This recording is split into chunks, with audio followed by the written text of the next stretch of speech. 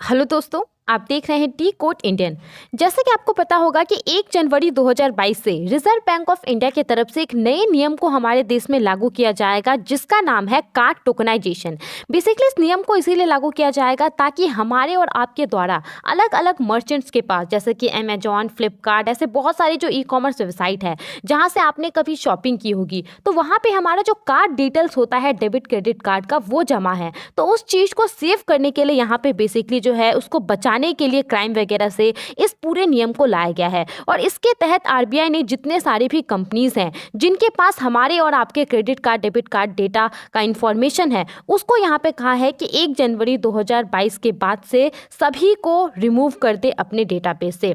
अब यहाँ पे ये जो पूरा नियम है उससे ये तो श्योर है कि हमारा जो कार्ड सिक्योरिटी है वो बरकरार रहेगा, लेकिन दूसरी तरफ यहाँ पे कहा जा रहा है कि जो मर्चेंट्स हैं, जो लेंडर्स हैं, उनके ऊपर बहुत ही ज़्यादा प्रभाव पड़ने वाला है और उसी के बारे में आज के इस वीडियो में हम बात करने वाले हैं।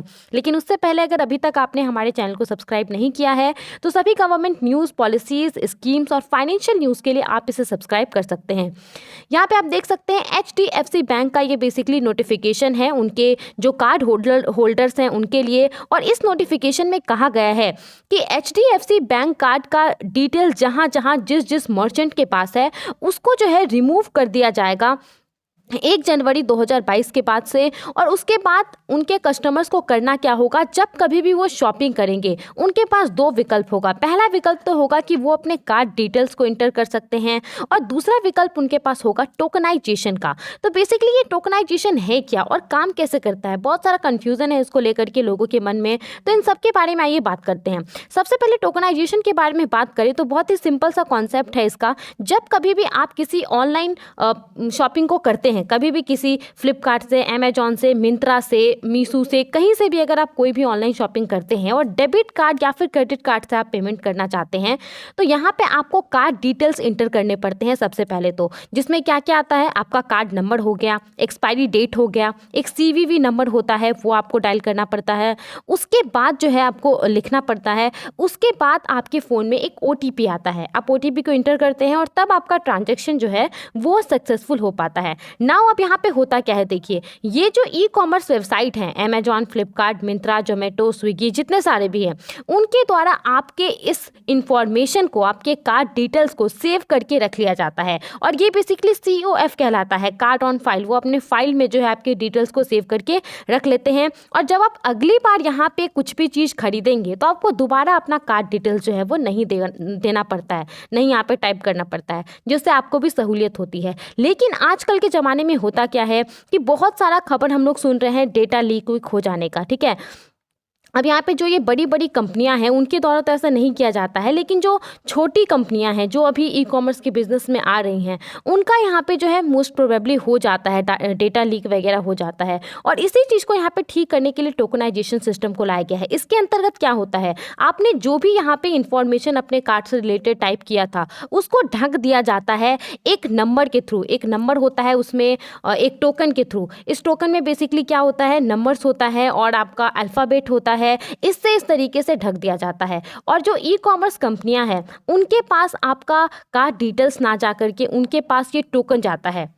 आई होप आपको टोकनाइजेशन क्या होता है ये समझ में आ गया होगा। एग्जैक्टली ये काम कैसे करता है, तो सबसे पहले तो जहाँ से भी आप शॉपिंग करेंगे, जिस भी मर्चेंट के पास, मान लेते हैं आपने अमेजॉन से शॉपिंग की है, तो वहाँ पे आपको इस पूरे प्रोसेस को इनिशिएट करना होगा। जब आपने शॉपिंग कर ली तो आपके पास ऑप्शन होगा अपने कार्ड को टोकनाइज करने का, आप उसको सेलेक्ट करेंगे। उसके बाद वो जो मर्चेंट है वो आपकी सहमति ले करके जो कार्ड नेटवर्क है, यानी कि जो वीज़ा है, जो मास्टर कार्ड है, जिस किसी से भी सपोर्टेड होगा आपका कार्ड, उसको वो लोग रिक्वेस्ट भेजेंगे और उसके बाद जो है आपका कार्ड नेटवर्क एक टोकन जनरेट करेगा और ये टोकन जो है ऑटोमेटिकली चले जाएगा मर्चेंट के पास और इस तरीके से आपका पेमेंट जो है वो सक्सेसफुल हो जाएगा। अब जितने सारे भी अलग अलग मर्चेंट हैं, हर मर्चेंट के लिए अलग अलग टोकन आपको जनरेट कराना होगा। ऐसा नहीं है कि आपने अमेजॉन से शॉपिंग की तो आपके पास एक टोकन जनरेट हुआ, अब इसी टोकन का इस्तेमाल करके आप यहाँ पे फ्लिपकार्ट से भी शॉपिंग कर सकते हैं। जितने सारे भी मर्चेंट हैं वहाँ के लिए आपको अलग अलग टोकन जनरेट करना होगा। लेकिन यहाँ पे एक चीज़ है, अब मान लेते हैं कि आपने अमेजॉन से शॉपिंग की तो वहाँ पे जो आपको टोकन जनरेट करके दिया गया जिससे आपका पूरा जो पेमेंट है वो सक्सेसफुल हुआ, तो यहाँ पे अमेजॉन आपके कार्ड डिटेल्स के जगह पे अब इस टोकन को सेव करके रख सकती है और इसका इस्तेमाल वो आगे चल करके कर सकती है। आगे फिर से आपको जो है अगर आप अमेजॉन से शॉपिंग करेंगे तो आपको अपने कार्ड डिटेल्स यहाँ पे इंटर करने नहीं पड़ेंगे। आपको बस CVV नंबर जो कि ऑलमोस्ट सबको याद रहता है और एक OTP आएगा, वो डालने से आपका पेमेंट जो है वो सक्सेसफुल हो जाएगा। अब यहाँ पे ये जो मर्चेंट्स हैं और हमारे देश में जो बैंकर्स हैं, जो लेंडर्स हैं, उनके द्वारा सबसे पहला कंप्लेन तो ये किया जा रहा है कि इस पूरे सिस्टम को लागू करने के लिए उन्हें एक प्रॉपर टाइम मिला ही नहीं है अभी तक, उन्हें एक अच्छा खासा टाइम नहीं मिला।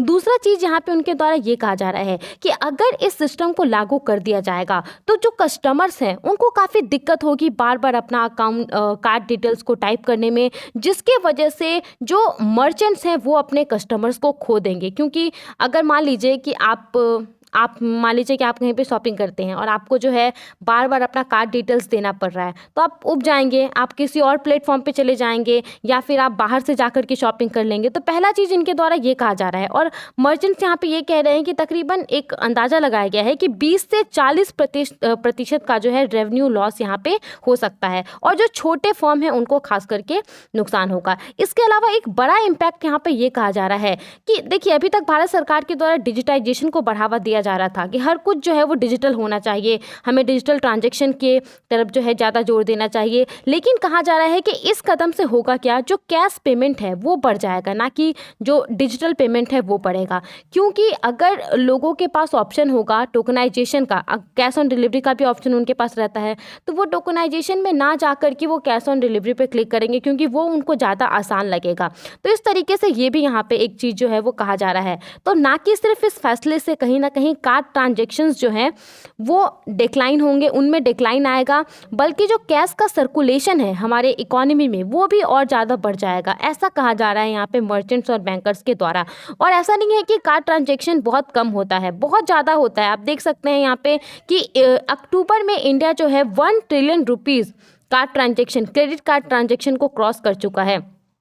उसके अलावा यहाँ पे कुछ कन्फ्यूज़न भी है मर्चेंट और बैंकर्स के बीच में, जैसे कि अभी बहुत सारे कैशबैक स्कीम्स चल रहे हैं। उसके अलावा मंथली इंस्टॉलमेंट टाइप भी कार्ड परचेसेस लोग करते हैं, हर महीने कुछ पैसे देते हैं। तो इन सब में क्या होता है, इन मर्चेंट्स को जो है उनके जो कस्टमर्स हैं उनके कार्ड डिटेल्स की आवश्यकता होती है। तो जब उनके पास कार्ड डिटेल्स रहेगा ही नहीं तो ये सारे जो स्कीम्स वगैरह हैं, फैसिलिटी वगैरह है, वो कैसे काम करेगी, ये यहाँ पे एक टेंशन है। और भी एक चीज़ कहा जा रहा है कि रिजर्व बैंक ऑफ इंडिया ने भले ही यहाँ पे कह दिया है कि 1 जनवरी 2022 से ये पूरा लागू हो जाएगा, मैंडेटरी हो जाएगा, लेकिन यहाँ पे बहुत सारे ऐसे भी हमारे देश में आप कह सकते हैं कि मर्चेंट्स हैं जिन्होंने अभी तक इसको जो है नहीं लागू किया है। अब देखेंगे, अभी मैं अगर आपसे बात करूँ तो NPCI के द्वारा जो है पार्टनरशिप किया गया है बिग बास्केट से, गो IBIBO से, मेक माई ट्रिप से, जियो पे से, जस्ट पे से, पेटीएम, फ़ोन पे, ये सब हो गए। लेकिन जो बड़े बड़े फॉर्म आप देखेंगे अमेजॉन, फ्लिपकार्ट, उनके साथ जो है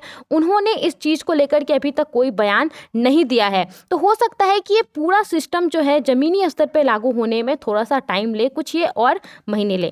आई होप आपको ये सारी बातें समझ में आ गई होंगी। आप इन सब के बारे में क्या सोचते हैं? क्या आपको लगता है कि RBI के इस फैसले से जो कार्ड सिक्योरिटी है वो बढ़ेगी? हमें अपना ओपिनियन ज़रूर बताएं।